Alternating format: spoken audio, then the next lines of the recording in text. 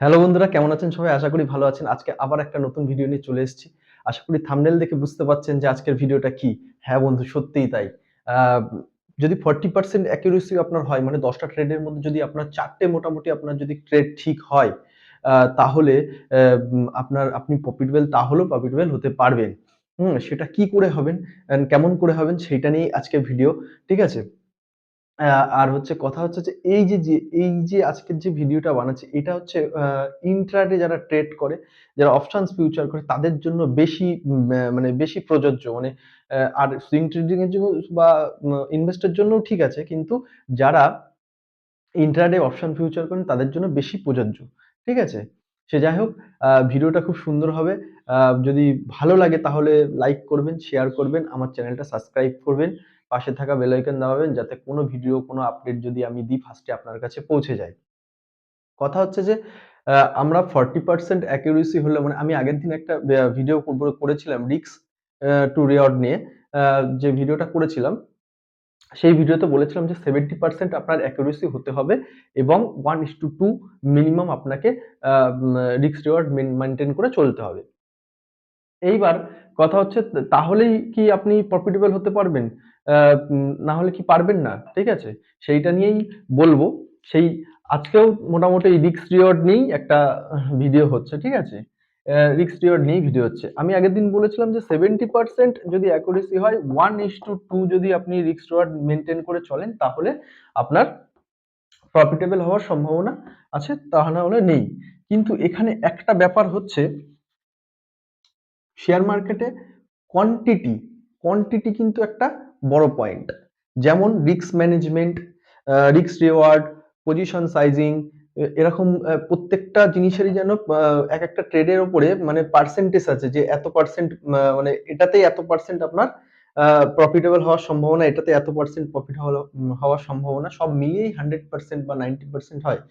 তার মধ্যেও তার মধ্যে হচ্ছে এইটা একটা জিনিস কোয়ান্টিটি। কোয়ান্টিটি বাড়ালে কিন্তু আপনার প্রফিটেবল হয়। যেমন কোয়ান্টিটি বাড়ালে আপনি প্রফিটেবল হতে পারবেন, তেমন কোয়ান্টিটি বাড়ালে আপনার কিন্তু লসও হবে। আর কেন আমি আগের দিন যে ছোট কোয়ান্টিটি নিয়ে উদাহরণ দিয়েছিলাম, তাতে করে আপনাদের যখন আপনি ছোট কোয়ান্টিটি নিয়ে যখন বড় টার্গেট নিয়ে এবং অ্যাকুরেসি বেশি করবেন, তখন পরবর্তীকালে আপনার ট্রেড করতে সুবিধা হবে এবং আরো ভালো প্রফিট করতে পারবেন। কিন্তু যদি ১ম এই যদি আপনি যদি বিগিনার্স হন বা ১ম এই যদি মার্কেটে আসেন টাকা নিয়ে, তাহলে আপনি কিন্তু এই জিনিসগুলো যদি না মেইনটেইন করেন, যদি কোয়ান্টিটি বেশি নেন, তাহলে কিন্তু আপনি যখন দেখবেন যে হচ্ছে আপনার কোয়ান্টিটি যদি বেশি হয় তখন আপনার লস প্রফিটও কিন্তু কম, মানে বেশি হবে। বেশি দেখাবে। যদি লস যদি ৳১০০ আ উম মানে ছোট কোয়ান্টিটিতে যদি যেটা উদাহরণ দিয়েছিলাম ৳১০০ লস, ৳২০০ প্রফিট, সেটা দেখালো ৳১,০০০ লস, ৳২,০০০ প্রফিট। যখন ওই আপনি লস বা প্রফিটের যে অঙ্কটা দেখবেন তখনই কিন্তু আপনার সাইকোলজি খারাপ হয়ে যাবে। আর মার্কেটের সাইকোলজি খারাপ হলে কিন্তু আপনি টিকতে পারবেন না। সেই কারণে আগের দিন ভিডিওটা অমন করেই করা, যাতে যারা বিগিনার্স আছে, যারা নতুন আছে তারা যেন ওইভাবে করেই তৈরি হয়। সেই কারণে ওইভাবে বানানো। তাহলে আ তাহলে আমরা কি করে 40% অ্যাকুরেসি থাকলেও আমরা কি করে প্রফিটেবল হতে পারবো। ঠিক আছে? সেটা হচ্ছে, ধরুন 40% অ্যাকুরেসি মানে ১০ টায় আ দ ১০ টা ট্রেডের মধ্যে আপনি আ চা আ প্রফিট হবেন আপনার হচ্ছে ৪ টে। আর লস হবে আপনার ৬ টা। লস হবে আপনার লস হবে আপনার ৬ টা। ঠিক আছে? এইবার আগের দিন আমি যে উদাহরণ দিয়েছিলাম ৳১০০ লস আর হচ্ছে ৳২০০ প্রফিট। এই উদাহরণটা দিয়েছিলাম আমি আগের দিন। ৳১০০ লস, ৳২০০ প্রফিট। আজকে সেই জায়গায় ধরুন ৳১,০০০ লস। মানে আপনি কোয়ান্টিটি বাড়িয়ে দিয়েছেন। মানে মার্কেটে যদি আপনি ১০ টা শেয়ার কিনতেন, সেখানে একবারে ১০০ টা কিনছেন। এবার ১০০ টার ক্ষেত্রে স্বাভাবিক প্রফিট লস ১০ টার ক্ষেত্রে যতটা হবে তার থেকে বেশি হবে। তাহলে সেখানে আমি ১০ গুণই ধরে নিলাম। ঠিক আছে? যে আপনি ৳১,০০০, আপনি যদি আপনি প্রফিট যদি আপনি লস করেন, যদি লস করেন তাহলে ৳১,০০০ লস করবেন। ঠিক আছে? আর যদি প্রফিট করেন তাহলে ৳২,০০০ প্রফিট করবেন। ঠিক আছে? এইবার আপনাকে যদি ১০ টা ট্রেড দেয়া হয়, ১০ টা ট্রেডের মধ্যে আপনি ৪ টে ট্রেড আপনি ৪ টে ট্রেডে আপনি আ প্রফিট করবেন এবং ৬ টা ট্রেডে লস করবেন। তাহলে আপনি এখানে ৬ টা ট্রেড যদি হয়, আপনি ৬ টা ট্রেডে যদি আপনি লস করেন,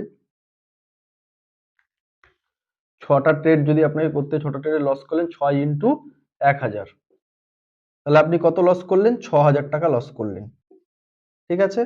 তেমন এখানে প্রফিট হচ্ছে, যদি আপনাকে দেওয়া হয় যে 4টে প্রফিট করেছে 4 ইন্টু 2000, ঠিক আছে? 4 ইন্টু 2000 মানে আপনার প্রফিট হচ্ছে 8000। প্রফিট হচ্ছে 8000, ঠিক আছে? তাহলে আপনি 6000 লস করেছেন, আর হচ্ছে 8000 টাকা লাভ করেছেন, ঠিক আছে? তাহলে এই 6000 টাকা, এই 6000 টাকা মানে এই 8000 টাকা থেকে যে 8000 টাকা লাভ করেছেন আপনি, এখানে 8000 টা নিয়ে আসলাম, নিয়ে এসে মাইনাস এখান থেকে 6000 টাকাটাকে মাইনাস করে দিলাম, যেহেতু আপনি 6000 টাকা লস করেছেন, ঠিক আছে? এটা লস, এটা প্রফিট, ঠিক আছে? তাহলে 6000 টাকা লস করেছেন, থাকছে কত? 2000 টাকা আপনার থাকছে, 2000 টাকা থাকছে। এবার আপনার ব্রোকারেজ চার্জ 10টা ট্রেডে 50 টাকা করে আমি যদি ধরি, তাহলে আপনার 500 টাকা। তাহলে 2000 টাকা থেকে মাইনাস করে দিন 500 টাকা, তাহলে আপনার কত টাকা থাকছে? 1500 টাকা প্রফিট আপনার থাকছে।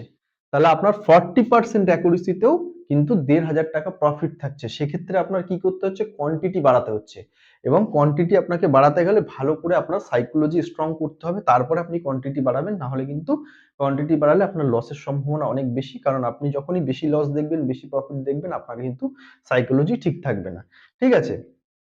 তাহলে আপনি 10টা ট্রেড করে 40% অ্যাকুরেসি নিয়েও আপনি কিন্তু সপ্তাহ মানে যদি এটাকে ধরে নিই 1 সপ্তাহ বা 10 দিনের ট্রেড, 10 দিন পরে কিন্তু আপনার 1500 টাকা প্রফিট থাকছে।